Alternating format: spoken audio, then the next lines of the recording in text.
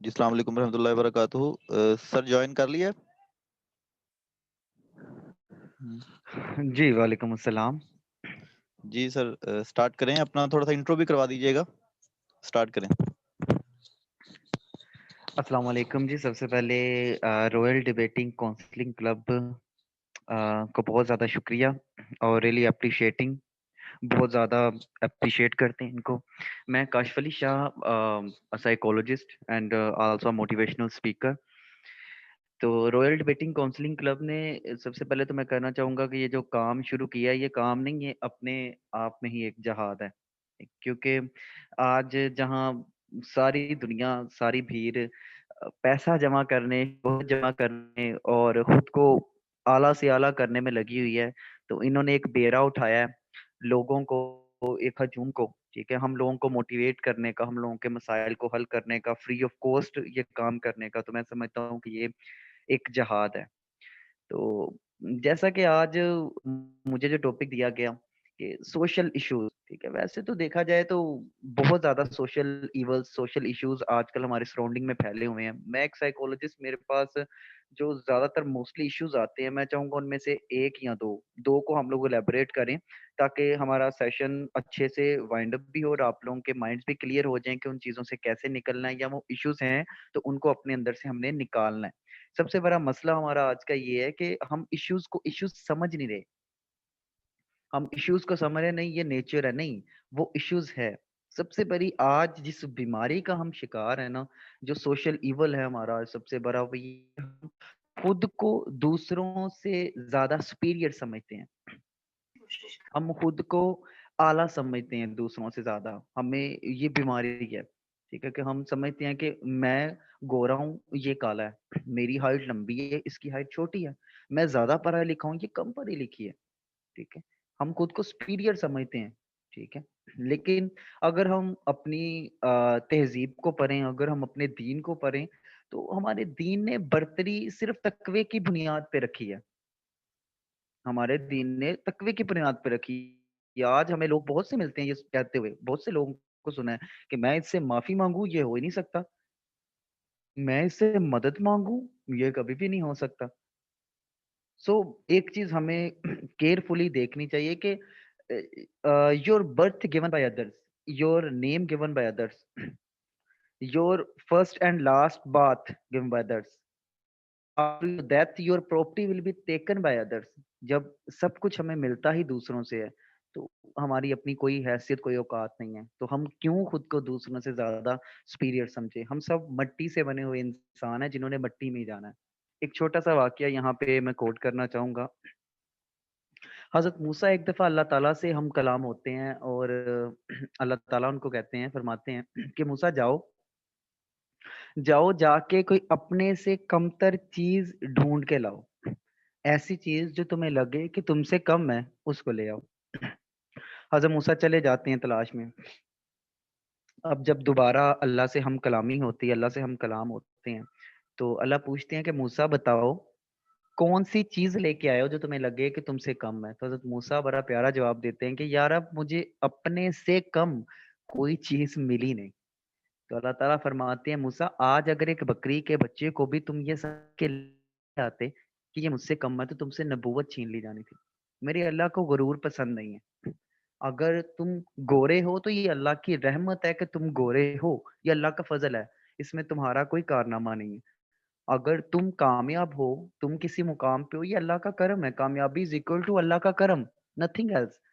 आपकी कोशिशें, आपकी मेहनत, आपका कॉन्फिडेंस, आपका एटीट्यूड, आपकी कम्युनिकेशन स्किल, आपकी डिग्रीज़, आपके ये सब एक साइड में है और अल्लाह का करम इन सब पे भारी है।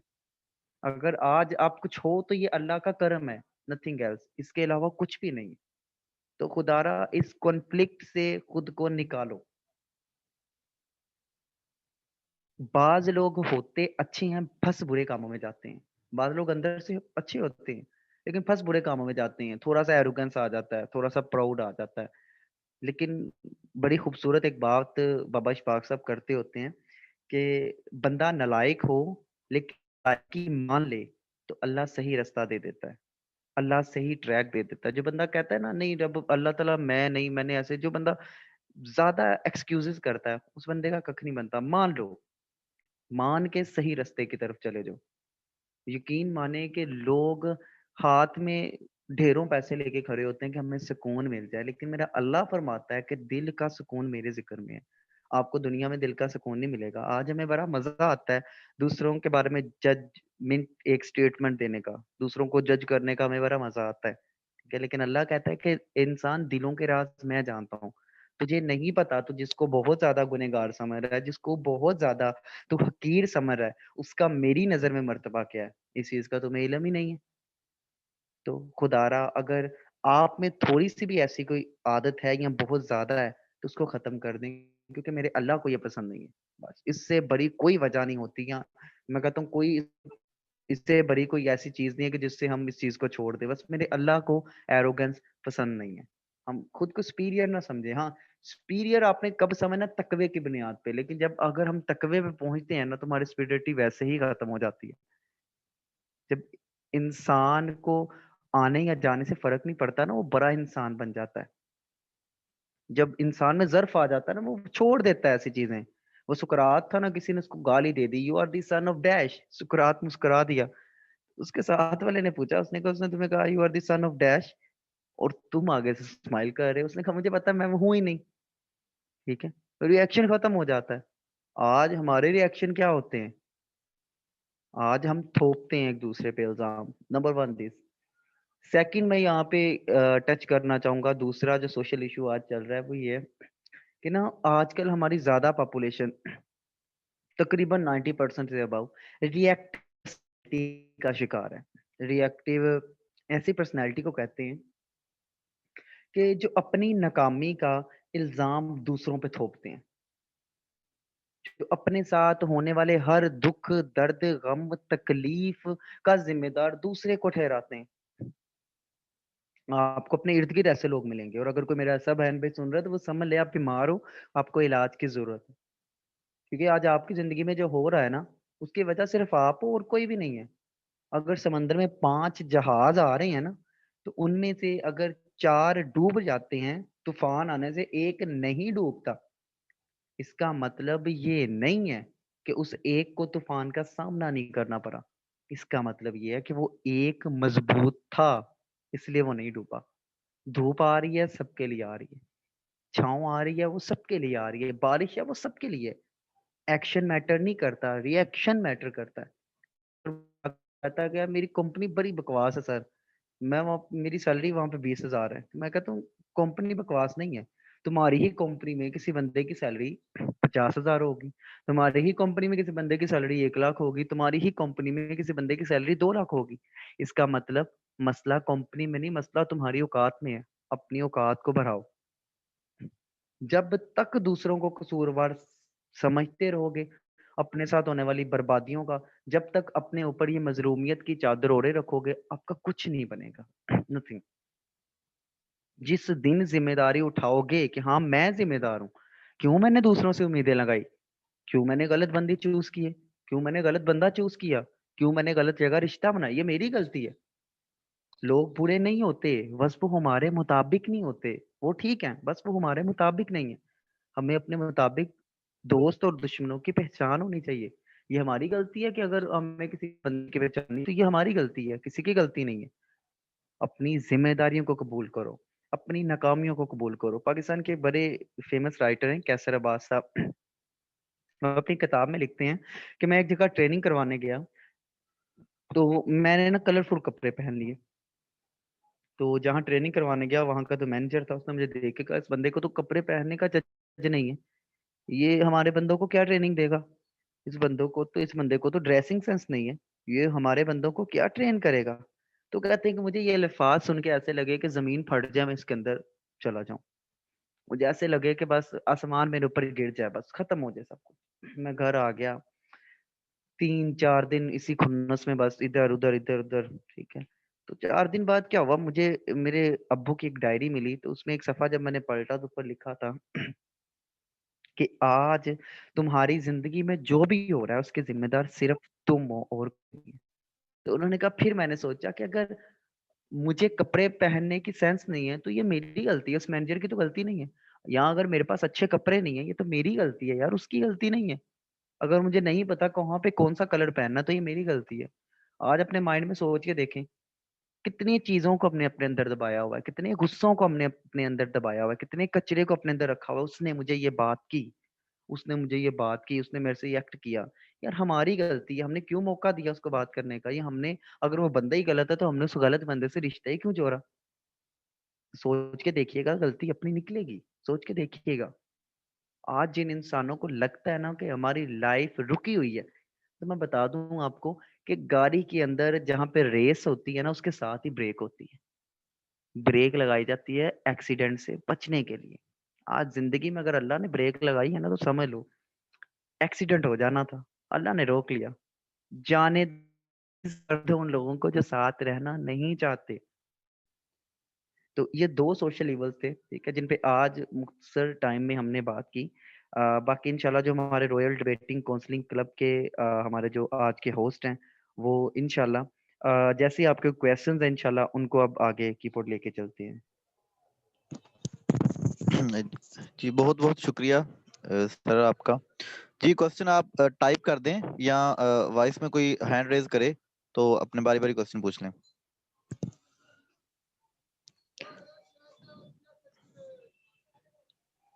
जी जी लारैब सतार पूछे क्वेश्चन। सर मेरा क्वेश्चन सर काशिफ से है। जी जी सर पूछिए। काशिफ सुन रहे हैं? जी जी पूछिए सर मतलब। मैंने आपसे ये पूछना था कि अभी आपने कहा कि हम मतलब हमें हमें खुद को कसूरवार ठहराना चाहिए, हमने क्यों बंदों को चुना? सर फर्स्ट ऑफ ऑल तो हम अगर किसी से रिलेशन में आते हैं या स्टार्टिंग में किसी से रिलेशन स्टार्ट करते हैं, तो हमें आइडिया नहीं होता है कि वो पर्सन कैसा है। तो सर मैं ये पूछना चाहूँगी, क्या जब हमें आइडिया हो जाए कि वो हमारे लिए ठीक नहीं है, या जो पर्सन है जिससे हमारा रिलेशन चल रहा है वो हमारे लिए बेटर नहीं है, तो क्या वो रिलेशन टोटली कट ऑफ कर देना चाहिए या उसको मतलब एक लिमिटेड हद तक लेके चलना चाहिए? क्योंकि यार रिश्ते नाते तोड़ देना तो मैं मेरे ख्याल से कोई मैं भी समझ मसले का चुका हल हूँ, नहीं मैं है। समझ चुका हूँ, मैं समझ चुका हूँ। अच्छा देखिए लारैब, इस क्वेश्चन को ना थोड़ा एग्जाम्पल चेंज कर देते हैं, समझने के लिए ना एग्जाम्पल चेंज कर देते हैं। इस दुनिया में अल्लाह की सबसे बड़ी नेमत वो है जिंदगी। जिंदगी से बड़ी कोई भी नेमत नहीं होती, सबसे बड़ी नेमत होती है जी जिंदगी। सर बिल्कुल। अब life is like the journey of train. जिंदगी एक ट्रेन के सफर की तरह है, हम इसको का सफर है, ठीक है। अब देखिए आप उस ट्रेन में बैठ के हो, ठीक है। अब उस ट्रेन में आपको बहुत से लोग मिलेंगे। आपका जो डब्बा होगा, आपका जो रेजिडेंस होगा, उसमें आपको बहुत से लोग मिलेंगे, ठीक है। अब उसमें से कुछ अच्छे भी होंगे, कुछ बुरे भी होंगे, क्लियर। उसमें से कुछ अच्छे होंगे, होंगे में आपको नहीं पता अच्छा है या बुरा है, लेकिन एक टाइम में आके आपको पता लग गया कि ये बंदा अच्छा है, ये बंदा बुरा है। अब आपको ये भी पता है कि ये जो बुरा बंदा है मेरे लिए या मेरे लिए जो ठीक नहीं है, उसके साथ मेरी जिंदगी खराब हो जाएगी, उसके साथ मेरी जिंदगी अच्छी नहीं चलनी, ठीक है। तो आपको नहीं लगता कि उसके साथ ही जिंदगी गुजारते रहना अल्लाह की सब नेमत की नशा है?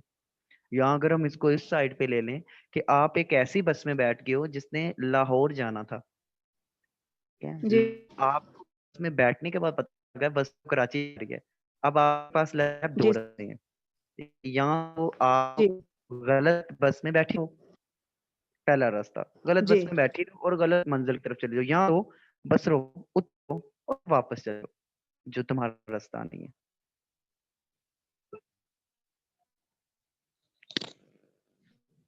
तो सर मतलब एट द एंड कंक्लूड मैं यही करूं कि मतलब इस तरह के जो रिलेशन है जो हमारे लिए बेनिफिशियल नहीं है, या जैसे कह रहे हैं कि जो हमारे लिए गलत रास्ता है उसको बिल्कुल छोड़ देना चाहिए।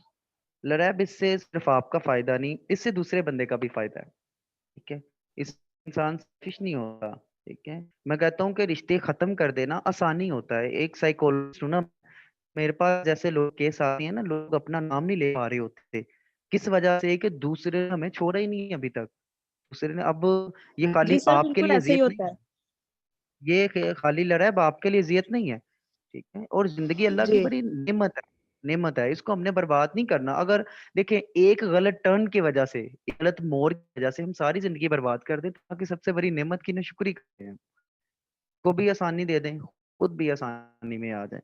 अल्लाह बेहतर करने वाला है। अल्लाह ब्लेस यू मोर। जी काइंडली एक आपसे रिक्वेस्ट है, जब क्वेश्चन पूछ लेते हैं तो म्यूट कर लिया करें, डिस्टरबेंस क्रिएट होती है, फिर वो रिकॉर्डिंग में मसला बनेगा। जी लरैब का क्वेश्चन हो गया। नेक्स्ट सर एक क्वेश्चन था, कहते हमको कुछ करने का सोचते हैं तो फिर वो वक्ती तौर पे तो हमें बड़ा जज्बा आता है कि हम ये कर देंगे, हम ये कर देंगे, हम ये पहाड़ को तोड़ के रास्ते बना देंगे, लेकिन फिर वो with the passage of time जो है ना, वो जज्बा कम होता जाता है और हम उस चीज से उकता जाते हैं। इसका क्या हल है? देखिए ये हर इंसान की लाइफ में होता है, चाहे कोई अचीवर है, चाहे कोई गोल्ड मेडलिस्ट है, ठीक है। इवन मेरी लाइफ, मेरी जिंदगी में भी ऐसा बहुत बार हुआ है, ठीक है। तो होता वाला क्या है कि जब हम काम स्टार्ट करते हैं हमारी पीक पे होती है, साइकोलॉजी भी ये कहती है, लेकिन with the passage of time वो एनर्जी कम से कम होती रहती है। साइकोलॉजी, स्पीकर्स, बुक्स इसका एक हल बताते हैं कि अपने काम में, अपने मकसद में सॉलिड वाई ऐड करो। वाई मीन क्यों।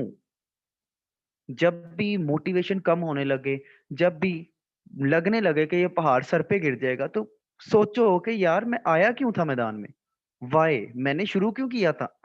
जब हमारे पास सॉलिड वजह नहीं होती ना, तो हम पीछे हट जाते हैं, लेकिन जिसके पास सॉलिड वजह होती है ना, उसको नींद नहीं आती, यकीन मानो, उसको नींद नहीं आती। जिस बंदे ने पैशन को फॉलो किया उसको नींद नहीं आती। हमारे पास वजह क्या होती है? हमारे पास वजह ये होती है, यार ये ना कर सका ना ये कर लूंगा। दो कश्तियों का सवार कभी पार लगा ही नहीं है। रास्ता चाहे खुदा के घर के जाने का हो या किसी इंसान के घर को जाने का, कामयाब वही है जो मुसाफिर एक कश्ती का हो। जिंदगी में वो नहीं मिलता जो आपको चाहिए, जिंदगी में वो मिलता है जो चाहिए ही चाहिए। जब options खत्म कर दोगे ना, तो डेफिनेटली कभी मोटिवेशन कम नहीं होगी इंशाल्लाह। जी सर बहुत जबरदस्त चीज, मतलब कि यूनिक नहीं, ओनली वन। यस जी डेफिनेटली। सर यहाँ पे एक और क्वेश्चन था यहाँ पे। जी कहते हैं कि अगर इंसिडेंट रिस्पॉन्सिबल हम खुद हैं तो फेट और लक है इसका कोई नहीं, मतलब क्योंकि आजमाइशें तो इंसान पे आती हैं और आजमाइशें नबियों पे भी आती हैं। हम्म। ये क्वेश्चन है। इसके बाद एक और है ये कि मतलब अगर जिम्मेदार हम खुद हैं तो फिर ये जो लक है और इस पर का जो बिलीव है हमारा कि जो किस्मत में होता है वही होता है, इसका क्या है? देखें लक है ना, वाकई लक इज राइट, ठीक है। किस्मत को हम मानते हैं, ठीक है। लेकिन देखें अगर हम इसी चीज को करते रहें कि यार जो होता है वो किस्मत में पहले से लिखा होता है, ठीक है, इसका मतलब है कि वो गलत काम करता है उसको तो कोई गुनाह ही नहीं मिलेगा, क्योंकि वो किस्मत में पहले से लिखा हुआ है। किस्मत में सब लिखा, लेकिन आपको शऊर दिया गया। शऊर क्यों दिया गया आपको? सही गलत की पहचान करने के लिए। अगर हम खाली इस चीज को बैठे रहे लेकर कि अगर किसी ने मेरे साथ गलत कर दिया है, अगर किसी ने मेरे साथ गलत कर दिया, मुझे गलत बोल दिया है, तो मेरी किस्मत में ये लिखा होगा, नहीं, ये बिल्कुल राइट नहीं है। आपको फिर शऊर क्यों दिया गया है? ऐसे तो फिर कोई गुनाह करता है तो उसको गुनाह की सजा ही ना मिले, क्योंकि ये तो उसकी किस्मत में लिखा है ना, उसने तो किया ही नहीं। नो, नॉट एट ऑल, ऐसा कभी नहीं होता। बिल्कुल उसके बाद आप पे आजमाइशें भी आती हैं, क्या, लेकिन आप पे आजमाइशें आती हैं लोगों का चेहरा दिखाने के लिए। अक्सर हम जिस चीज के पीछे रो रहे होते हैं, कुदरत कहती है मैंने तेरे लिए इससे बहुत बड़ी चीज रखी हुई है, मैंने तेरे लिए इससे बहुत बड़ा कुछ रखा हुआ था, लेकिन हम बिल्कुल टिनी थिंग के पीछे रो रहे होते हैं, ठीक है। तो वाकई लक होती है, लेकिन अगर हमारे साथ कुछ हुआ है वो आयश भी हो सकती है। लेकिन आजमाइश होती क्यों है? हमें दूसरों का चेहरा दिखाने के लिए होती है, या दूसरे नंबर पे आजमाइश क्यों होती है? हमें सुधारने के लिए, हमें पक्का करने के लिए। अक्सर कुदरत हमें किसी बड़ी चीज को अचीव करने से पहले छोटी छोटी तकलीफों से गुजारती है। लेकिन मेरा कहने का मकसद सिर्फ यहाँ पे ये था कि हम रिएक्टिव ना बन जाएं, कि अपनी हर चीज का जो ढिंढोरा हम दूसरे के सर पे पीटे, हम मजलूम बनना। ये सिर्फ कहने का मकसद ये है कि आपने मजलूम नहीं बनना, ठीक है। उसने मेरे से ये कर दिया, नहीं, कोई बात नहीं यार, उसने अगर आपको गलत बातें सुनाई है, नहीं आपका कसूर है, हम कुछ बन के दिखाएंगे उसे, वो नहीं सुनाएगा। जी सर यहाँ पे एक और क्वेश्चन आया है, कहते हैं कि रिश्ता तोड़ना तो इस्लाम में मना है, अल्लाह को ये हम्म। नापसंद है, तो हम वहाँ क्या करें? दूरी अख्तियार करें या तोड़ दें? ये रिश्ते पे डिपेंड करता है, रिश्ता आपका कौन सा, रिश्ता हलाल भी है कि नहीं, ये तो रिश्ते पे डिपेंड है। माँ बाप का रिश्ता है, आप कभी नहीं तोड़ सकते, माँ बाप का रिश्ता आप कभी नहीं तोड़ सकते, ठीक है। हाँ, अगर आपका शोहर और बीवी का रिश्ता आप नहीं तोड़ सकते, ठीक है, वहां पे आप देखो आखिरी हद तक कॉम्प्रोमाइज करो, आखिरी हद तक देखो, ठीक हो सकता नहीं हो सकता, ठीक हो सकता नहीं हो सकता, किसी काउंसलर से राब्ता करो, किसी मैरिज काउंसलर से, हो सकता नहीं हो सकता, ये रखो। लेकिन एट द एंड अगर आपको पता लगे मेरी आखिरत और उसकी आखिरत खराब हो रही है, फिर कॉम्प्रोमाइज नहीं करना चाहिए। जी कासिम साहब।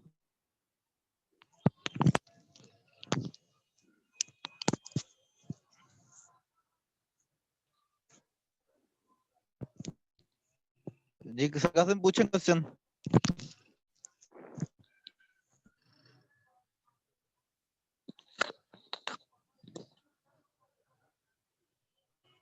शायद उनकी आवाज नहीं आ रही। सर एक क्वेश्चन हम ले लेते हैं। कहते हैं सर कभी कभी लाइफ में ऐसी कंडीशन आ जाती है कि हम हर बात को नेगेटिव वे में लेना शुरू कर देते हैं। इस सिचुएशन से कम हम कैसे निकल सकते हैं?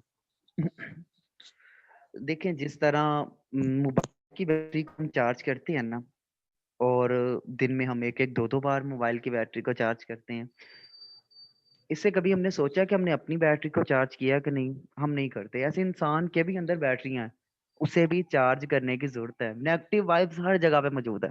हर जगह पे कोई माशी हालात का रोना रो रहा है, कोई घरेलू झगड़े का रोना रो रहा है, और ये वाकई हकीकत है। लेकिन हम अगर नेगेटिविटी से बचना चाहते हैं ना, तो अपनी बैटरी को चार्ज करें। कैसे चार्ज करें बैटरी को? मोटिवेशनल वीडियोस, मोटिवेशनल बुक्स आपको मिल जाएंगी, सबसे बेहतरीन कुरान पाक और नमाज। ठीक है, नेगेटिविटी पास ही नहीं आएगी। देखिए, दो फोर्स हैं, एक पॉजिटिव एक नेगेटिव। मैं नेगेटिव को शैतान का नाम दे देता हूँ, डेविल का नाम दे देता हूँ। डेविल पास ही नहीं आएगा अगर वजू करोगे। मैं कहता हूँ सारा दिन जो बंदा वावजू रहता है ना, वो कभी नेगेटिव सोच ही नहीं सकता। वो खुद एक मोटिवेशनल स्पीकर होता है। जी जबरदस्त, माशाल्लाह, बहुत बहुत कमाल। जी कासिम भाई पूछें क्वेश्चन, आपकी आवाज नहीं आ रही।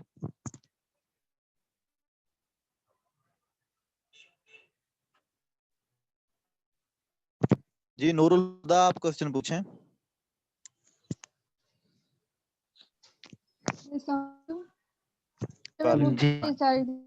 कि जब हम सेल्फ ब्लेमिंग करते हैं तो उससे हमारे इंफीरियरिटी कॉम्प्लेक्स पैदा नहीं होता, या फिर हमारी करेज खत्म नहीं होती, कैसे मूव करना है, या फिर हमारे अंदर ये चीज पैदा नहीं होती कि हम ही नेगेटिव हैं, मतलब हम अपने बारे में ही नेगेटिव सोचना नहीं शुरू कर देते। ठीक है, देखिए, सेल्फ ब्लेमिंग एक हद होती है। ठीक है, आप कॉन्फिडेंस सेल्फ स्टीम तब बहुत ज्यादा लो हो जाती है कि अगर आप छोटी छोटी बातों की, दूसरों की जिंदगी की बातों की वजह भी खुद को समझने लगते हैं। ऐसी चीजें जिनकी वजह आप नहीं है, दूसरों की जिंदगी में होने वाले मामलात की वजह जब आप खुद को समझने लग जाते हैं, तो आपका कॉन्फिडेंस कम हो जाता है। लेकिन हाँ, अगर लाइफ में आपके साथ कोई गलत कर ना, आप उस जितना मर्जी गलत कहते हो, आपको तब तक सुकून नहीं मिलेगा जब तक आप अपनी ये गलती एक्सेप्ट नहीं करोगे। बीइंग अ साइकोलॉजिस्ट, मेरे पास breakup case, love story case ज्यादा आते हैं। ठीक है, और उसमें देखा यही गया है, रिसर्च ये कहती है, आप जितनी देर रिएक्टिव बनते हो, बार बार कहते रहो। रिएक्टिव पर्सनैलिटी का मतलब यही है कि हम अपनी हर नाकामी की वजह दूसरे को बताते हैं। हम किसी फर्स्ट आने वाले को ये नहीं कहते कि उसने ज्यादा मेहनत की थी। हम फर्स्ट आने वाले को कहते हैं इसने धोखा दिया, इसने चीट किया है। हालांकि हमने एक्सेप्ट करना चाहिए कि उसने हमसे ज्यादा मेहनत की है। एक्सेप्टेंस, खुद उस लेवल पे जाओ कि आप खुद अपने लिए आप खुद अपने लिए थपकी बन सको। आपको किसी सहारे की जरूरत नहीं है, ना ही अल्लाह भी किसी को सहारे की जरूरत दे अपने अलावा।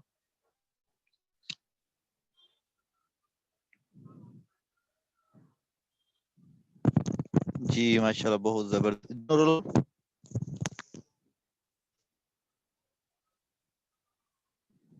राइट, थैंक यू सर, ठीक हो गया। और किसी का कोई क्वेश्चन? सर यहाँ पे एक क्वेश्चन है कि हम समटाइम ऐसा होता है ना कि हम खुद को सुपीरियर समझते हैं, तो हम इंफीरियर भी खुद को समझते हैं, मतलब डिग्रेड करते रहते हैं। अभी आपने बहुत अच्छी बात की, तो इसकी भी मतलब वजूहात आपने बयान कर दी। इसका मतलब समटाइम मसला होता है ना कि मैं हूँ फॉर एग्जांपल, तो कोई भी काम करना है ना, उसमें मैं पहले मेरी एक साइकी है, मतलब थोड़ा बहुत मैं भी काउंसलिंग करता हूँ, तो हमारे ऐसे केस आते हैं कि बंदा ना समझते हर काम में ना, फॉर एग्जांपल उसके साथ कुछ बुरा हुआ है। अब ये है कि वो हर चीज में कुछ भी करेगा ना, उससे पहले उसको वो बुरा मतलब जो एक्सपीरियंस है ना, वो याद आएगा। तो वो कुछ करने से पहले ही ना उसे डर जाता है कि अगर मैं करूंगा तो इसका नतीजा ये निकलेगा। अब नतीजा दो तरह का है, पॉजिटिव और नेगेटिव, क्योंकि उसके साथ हुआ नेगेटिव होता है तो वो सोचता ही नेगेटिव है। तो इसका क्या मतलब ना, किस तरह किया जाता है? देखें, इंसान को इसको कहते हैं सोचे आना। ज्यादा से ज्यादा ना वो हर टाइम हर चीज में सोचता रहता है, मेरे साथ पीछे क्या हुआ, मेरे साथ फ्यूचर में क्या होगा। यू नो दैट, कहते हैं कि इंसान को जो सबसे ज्यादा सोचें आती है ना, सबसे ज्यादा जो चीजों के बारे में सोचता है वो 4 हैं, ठीक है। इंसान की जिंदगी में 4 तरह के हालात आते हैं। पहला हालात आते हैं, पहले ऐसी हालत को कहते हैं कि जब वो माजी की सोचों में, किसी माजी के बुरे वाकये में, किसी माजी के पास के बुरे एक्सपीरियंस में अटक जाता है। नंबर 2, इंसान को फ्यूचर के खदशात आते हैं, फ्यूचर में क्या होगा, बच्चे बड़े होंगे तो क्या होगा, मैंने ये कर लिया तो क्या। नंबर 3, इंसान हमेशा जो सोचता है वो उसको मिलता नहीं है, तो उसके बारे में हम सोचते रहते हैं। नंबर 4, जो हम सोचते हैं वो मिल जाता है, हम फिर भी उसके बारे में सोचते रहते हैं। ये 4 तरह के हालात हमारी जिंदगी में आते हैं।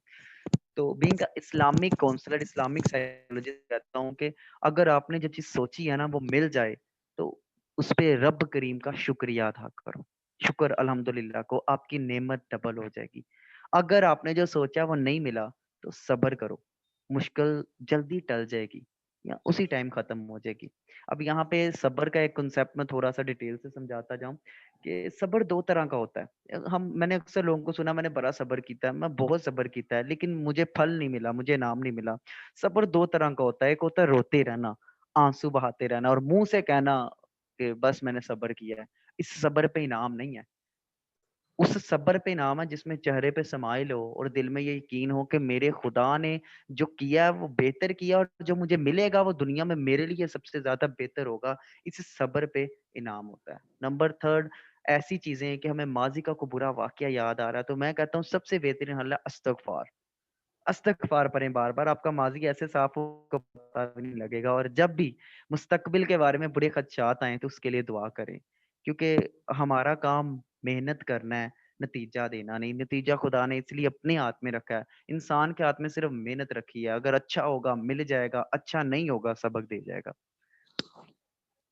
जी जी बिल्कुल, जो भी करता है खुदा करता है, और जो खुदा करता है बेहतरीन करता है। डेफिनेटली। जी जी, नूरुल हुदा क्वेश्चन करें।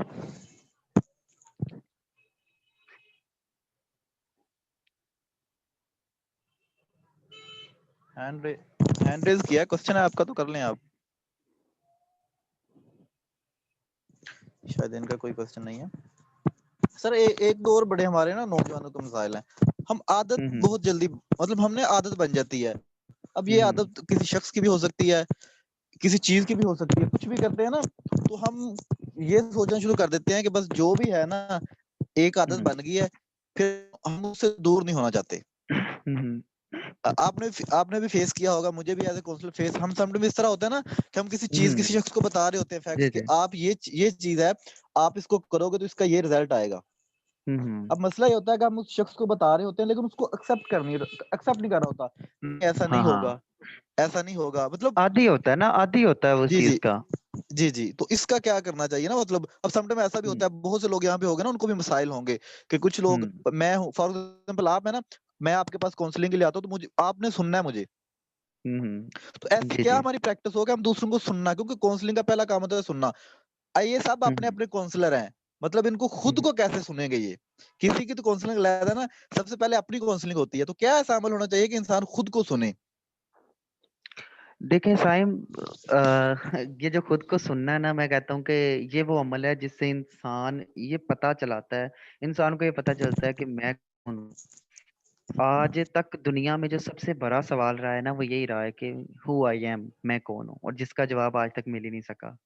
नंबर दूसरा सवाल सबसे बड़ा, मैं आया क्यों इस दुनिया में, सवाल। और जिसने जवाब तलाश कर लिया वो सुकरात बन गया। जिसने सवाल का जवाब तलाश कर लिया, ठीक है, वो खालिद बिन वलीद बन गया। वो खालिद बिन वलीद के जिसके आगे एक आधी से ज्यादा दुनिया की फौज खड़ी है, पूरा एक रोमन एम्पायर खड़ा है, ठीक है। और वो पूछता है कि खालिद क्या लेने आए हो, व्हाट यू वांट, ठीक है ना।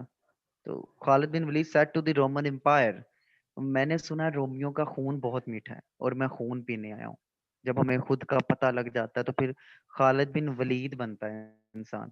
और फिर जब खुद का पता लग जाता है तो वो अलप इरसलान बनता है, कि जिसको आके उसका वजीर कहता है कि बादशाह सलामत, आप कुछ परेशान लग रहे हैं इतनी बड़ी फौज को देख के। तो मैं जाके फिर उनसे सुलह कर लेता को बातचीत कर लेता हूँ तो वो बड़ा खूबसूरत जवाब देते हैं कि मैं परेशान इसलिए नहीं हूँ कि ये फौज बहुत बड़ी है, मैं परेशान इसलिए हूँ कि इतने ज्यादा को दफनाएंगे कहाँ हम।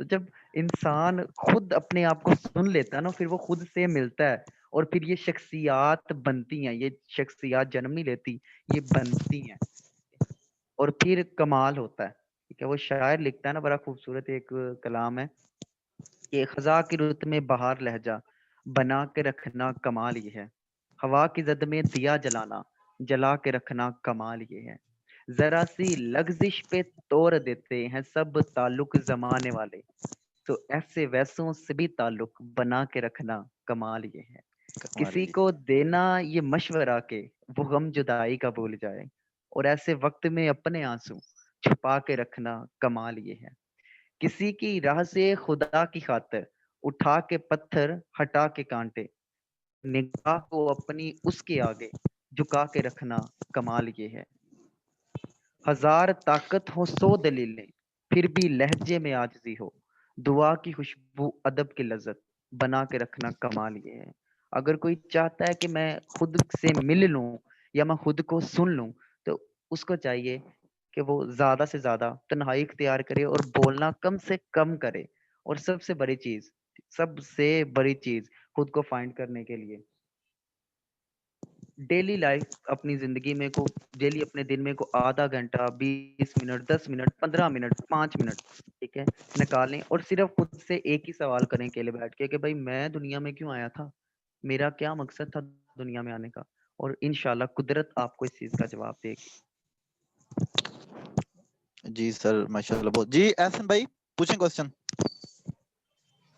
जी शुक्रिया हसन भाई। सर मेरा ये क्वेश्चन था कि मैं साइकोलॉजी की एक बार एक बुक पढ़ रहा था, उसमें इमाम गजाली की कोटेशन कोट की हुई थी कि इमाम गजाली रहमतुल्लाह अलैह फरमाते हैं कि अगर आपके करीब आपके रिलेटिव्स में आपके हल्का अहबाब में एक नेगेटिव शख्स आ जाता है, जिस तरह आप पहले बता रहे हमें उससे कता ताल्लुकी कर लेनी चाहिए, लेकिन इमाम गजाली जो साइकोलॉजी की बुक में कहते हैं आपको उससे कता ताल्लुकी नहीं करनी चाहिए, आपको उसकी हेल्प करनी चाहिए, उसे समझना चाहिए, उसके मेंटल अप्रोच जो है उस पे जाए, जाके समझिए ऐसा क्यों कर रहा है, हो सकता है उसकी प्रॉब्लम हो, उसकी उस प्रॉब्लम को सॉल्व करे, हो सकता है किसी इल्यूजन में वो बैठे उस इल्यूजन को दूर करे, और अगर आप ऐसा नहीं कर सकते तो आप अल्लाह से दुआ करें।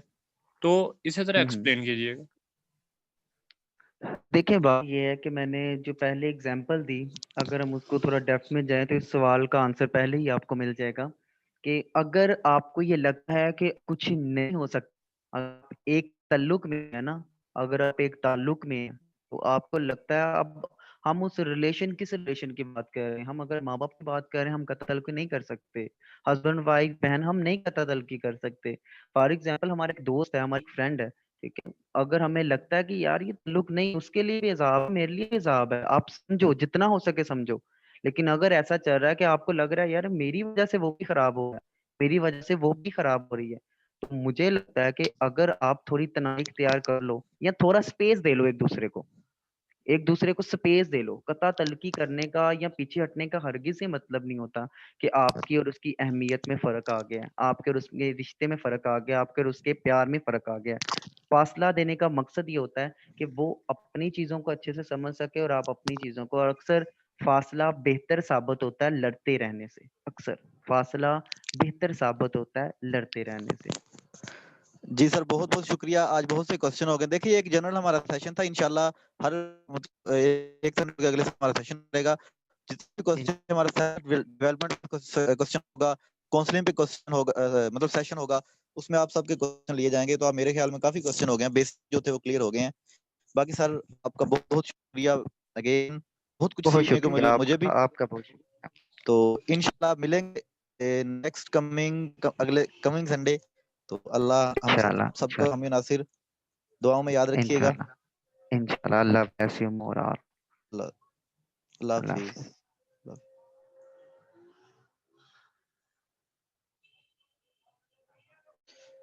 जी मीटिंग अब एंड होने लगी है, ठीक है, इंशाल्लाह फिर लेंगे। अब मादर जिनके क्वेश्चन रहते थे, अब जितने क्वेश्चन थे ना आपके, इन पे अलग अलग हमारा टॉपिक सेशन आएगा पूरा कि सेल्फ डेवलपमेंट क्या होती है, मतलब negativity to positivity move on कैसे होना है, इन सब पे तो वो आपके क्वेश्चन क्लियर हो जाएंगे।